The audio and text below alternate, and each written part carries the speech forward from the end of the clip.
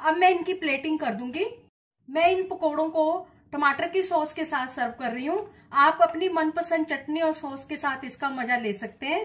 अब इसके ऊपर थोड़ा सा चाट मसाला स्प्रिंकल कर देंगे।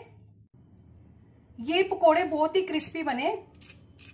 क्रिस्पी होने के साथ साथ ये टेस्टी और चटपटे हैं। नमस्ते, मैं सुमनलता दीक्षित। आज मैं अपनी किचन में पोहा प्याज के पकोड़ों की रेसिपी शेयर करूंगी। चलिए देखते हैं इनको कैसे बनाना है। इसको बनाने के लिए पोहा लिया है 3 कप और इसको पानी से धो लिया है। 3-4 हरी मिर्चें डाल देंगे बीच में से काट के। स्लाइस में कटे हुए 3 प्याज डाल देंगे। 2-3 चम्मच हरा धनिया डाल देंगे बारीक कटा हुआ। 1 छोटा चम्मच जीरा डाल देंगे। स्वादानुसार नमक डाल देंगे।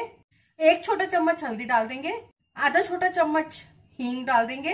1 कप बेसन डाल देंगे। 1 छोटा चम्मच लाल मिर्च पाउडर डाल देंगे। सब चीजों को अच्छी तरह से मिक्स करेंगे।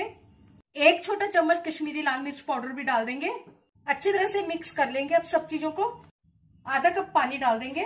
1/4 चम्मच सोडा डाल देंगे और अब इन सब चीजों को अच्छी तरह से मिक्स करेंगे। 1 कप बेसन इसमें और डाला है। पानी इसमें ज्यादा नहीं डालना है। पकोड़े का मिक्सचर बनके तैयार हो गया है। गैस के ऊपर कढ़ाई में मैंने तेल रख दिया गर्म करने के लिए और तेल गर्म हो चुका है। अब इसमें ये थोड़ा थोड़ा मिक्सचर डालते जाएंगे। जितने एक बारी में आ जाएंगे उतने डाल देंगे और अब इनको उलट पलट करके फ्राई कर लेंगे।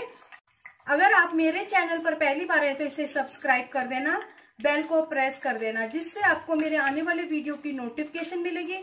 और अगर आपको मेरी रेसिपी अच्छी लगती है तो इसे लाइक कर देना और ज्यादा से ज्यादा इसको शेयर कर देना और कमेंट सेक्शन में जरूर बताना ये रेसिपी आपको कैसी लगी। जो बनते जा रहे हैं उनको निकालते जाएंगे। स्पून की हेल्प से भी बना सकते हैं। अब मैंने इसमें और डाल दिए।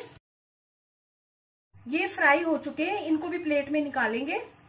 सारे पकोड़े बनकर तैयार हैं। पकोड़े बनकर तैयार हैं। चलिए मिलते हैं अब एक अच्छी सी नई रेसिपी के साथ। बाय।